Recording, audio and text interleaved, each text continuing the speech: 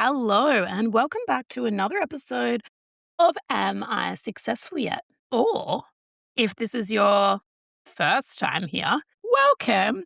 And thanks so much for listening to my podcast instead of the other thousands that you could be listening to. On this podcast, Am I Successful Yet? We talk about all the middly bits it takes to start living the version of success that is right for you right now, as opposed to the one that might have been predetermined or predestined for you when you made a decision when you were 17 as to what you wanted to be when you grew up and how your life was going to be perfectly planned out by the time you're 30. That was my big plan. So today I want to revisit values. And I want to revisit values because this has been something that has been coming up in conversations for me recently. And the question is, do our values stay the same or do they change? Now, my view to date is that I believe that our values do stay the same in a way. But I think what we need to be mindful of is the definition of those values and how they show up in our lives, and whether or not we are taking someone else's definition of that word, that value, that feeling, that way that we want to be treated, how we want to show up in the world, based on how somebody else has predetermined something for us. For example, our parents. So the way in which our parents, for example, interpret honesty or integrity or generosity or love or joy or some of those things might be the way in which we kind of bring that with us as we grow up and start to determine who we want to be and who we want to show up in the world as. So our values are almost a little bit predetermined. And I've uncovered this recently when I've been doing my own inner work, when I've noticed that some of the values that I've now shaped as really key and critical to my inner self are things that were probably shaped from when I was quite young.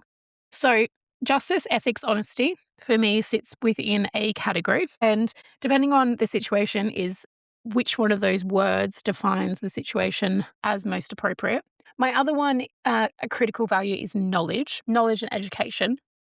And that's probably most demonstrated by my 20 years of qualifications. And others that I have are around belonging and community. And this is a really interesting one. And I think this has been defined for me more recently, because I can just remember growing up thinking, I just want to be a part of something, right? I'm always like, I just want to be in that. I feel like I'd totally be the person that would have accidentally joined a cult in the 60s, because I'm like, oh, that seems like a fun place to be. They seem like they believe in something. That's really cool. So I think that community and belonging is something that I've always kind of identified with having that as a value. But I think for me, more so now, my community value or my belonging value now stems from building my own community and building my own tribe. And I think that means stepping outside of, that tribe that you get dealt with, or that tribe that you get dealt as a child, your family, and I guess building your own family tribe, the people that are going to show up for you, with you, alongside you, and be your cheerleaders. And those people are going to change and come and go as things happen in your life. So belonging, and not so much belonging, I'm going to call it community now. So justice, honesty, ethics, one category. Knowledge, education, second category. Third category is around community. They are the three critical ones. And recently, I have added onto there kindness. And kindness for me has just been something that I've noticed shows up a lot in my work. And kindness just seems to be something that we just need to fucking do.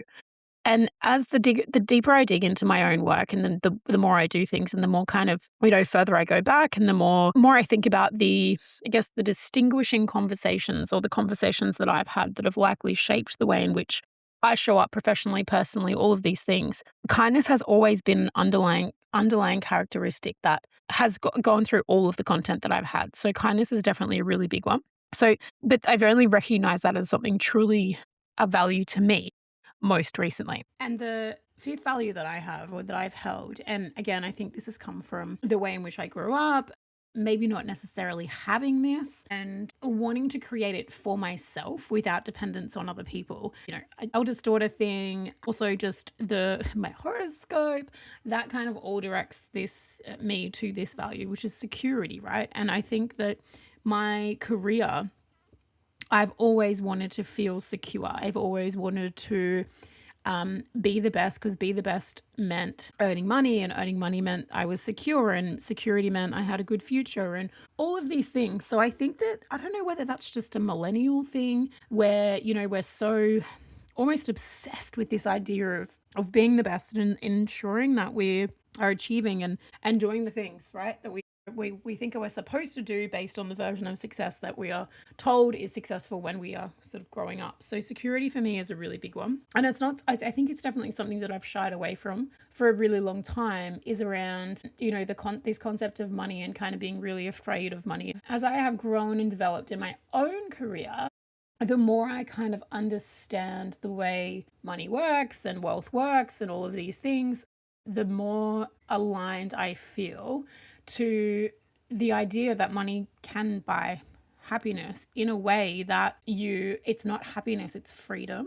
And I think that for me, I think that's where, how security could be even defined for me, is around security creating freedom. And obviously money has a huge part to deal with that, but being secure in also relationships, being secure in your job, being secure in, learning, being secure in lots of things, but that's definitely a really big one for me. So the idea that these change is an interesting concept to me. I still challenge the idea that your values change. I think that, like I've mentioned in previous episodes, that we don't necessarily change these core beliefs or core values, but the way in which we define them and what's at the forefront of how we're thinking in our lives at any moment in time is dependent on what's most important in our lives at that moment. And this kaleidoscope idea is that we are twisting and shaping things, or twisting and shaping ourselves based on what is happening and how we're showing up and what we need to show up for and who we need to show up for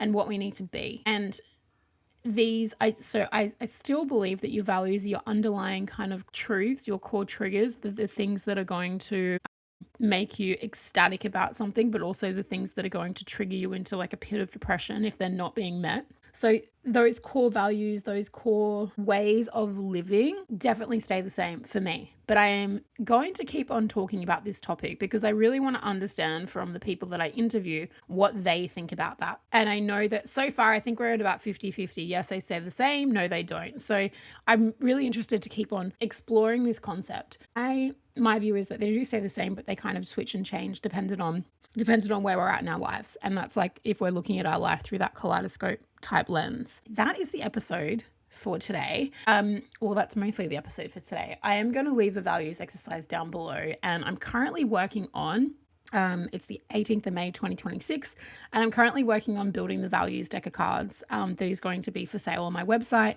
because it is still to this day the easiest, most efficient, and just most informative way of identifying what your values are. I was doing mentoring with one of my mentors on Friday, and she mentioned that she had done the card exercise as well. So for anyone that doesn't know what the deck of cards exercise is for values, essentially, instead of getting the worksheet down below where you kind of have to circle your value, categorize them, and define what they mean to you, you get a deck of cards and you kind of get to work through the words like that. So it's like a practical kind of experience as opposed to, identifying words that kind of jump out at you. Look, it is much of a muchness the way in which you do it, but I think the values card deck exercise is unbelievable. So I'm definitely working on that. So hold me to this. If you're listening to this episode, comment below and say, where are my deck of cards? I really want to do my values exercise. So that is now the episode for today.